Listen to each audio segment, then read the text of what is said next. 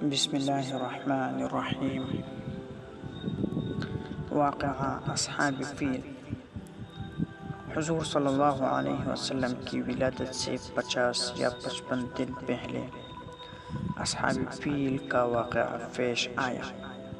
قرآن کریم میں سورہ فیل کے اندر اس واقعے کا ذکر موجود ہے۔ نجاشی شاہ حبشہ کی طرف سے یک یمن کا حاکم ابرہہ تھا۔ اس نے بیت اللہ کے مقابلے میں یمن کے دارالخلافہ صنعاء میں عیسائی مذہب کے نام پر ایک عالیشان عمارت تعمیر کرائی تاکہ لوگ سادہ سے بنے ہوئے بیت اللہ کو چھوڑ کر اس کے طواف کے لیے آیا کریں۔ جب یہ خبر مشہور ہوئی تو بنی کنانہ کے ایک آدمی نے جا کر اس گرجا میں پاخانہ کر دیا۔ اس پر ابرہہ کو طیش آیا اور اس نے قسم کھائی کہ میں خانہ کعبہ کو مسمار کر کے دم دوں گا۔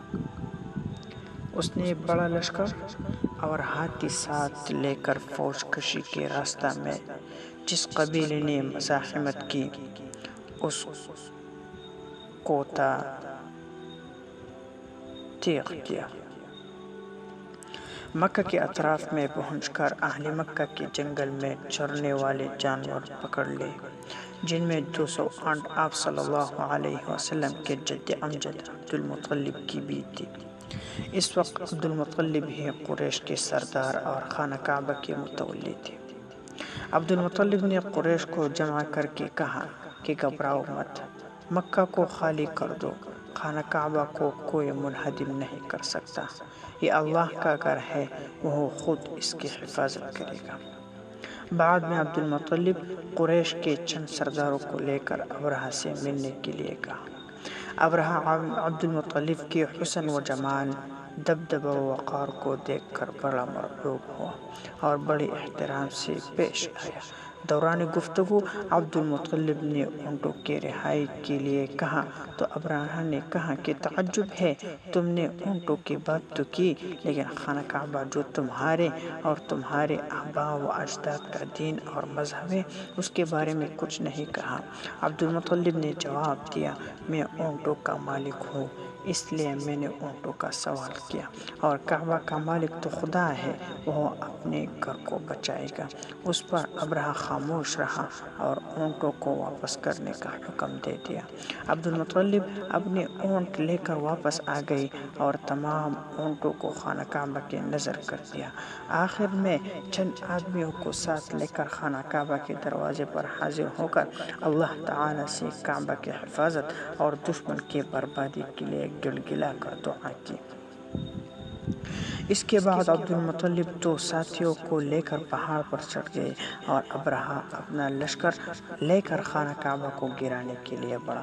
یکایک چھوٹے چھوٹے پرندے غول کی شکل میں نظر آئے، ہر ایک کی چونچ اور پنجوں میں چھوٹی چھوٹی کنکریاں تھیں جو دفعتاً لشکر پر پڑنے لگی۔ خدا کی قدرت، وہ کنکریاں گولی کا کام کر رہے تھے، سر پر گرتی اور نیچے سے نکل جاتی۔ اس طرح ابرہہ کا لشکر تباہ و برباد ہو گیا۔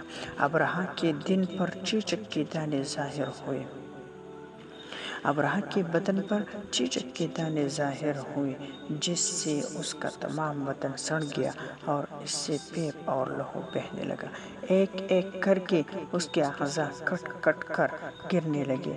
آخر میں اس کا سینہ پھٹ گیا اور دل باہر نکل آیا اور گر گیا۔ ابرہہ یمن جا کر مرا۔ باقی لشکر کے لوگ یہی مکہ مکرمہ میں مرے۔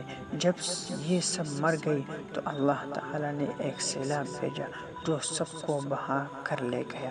یہ غیبی مدد جب آئی تو عربوں کے دلوں میں قریش کی بڑی عظمت پیدا ہو گئی، چونکہ انہوں نے دیکھا کہ اللہ تعالیٰ نے قریش کے دشمن کو عبرتناک سزا دی اور انہیں لڑنا بھی نہ پڑا۔ کعبہ کی حرمت بھی پہلے سے دچن ہو گئے۔ یہ کھلی ہوئی نشانی اس بات کا پیش خیمہ تھی کہ مکہ میں ایک ایسے نبی کا ظہور ہونے والا ہے جو کعبہ کو بتوں سے نجاست سے پاک کرے گا۔ اس کے ہاتھوں اس کے شان دوبالا ہوگی۔ اس کے دین اس گھر سے بہت گہرا اور ابدی تعلق ہے۔ اس واقعہ سے یہ بھی اندازہ ہوتا تھا کہ اس نبی کے ظہور کا مبارک دن کچھ دور نہیں۔ یہ واقعہ محرم الحرام میں ہوا اور 55 دن کے بعد ربیع الاول میں آپ صلی اللہ علیہ وسلم پیدا ہوئے۔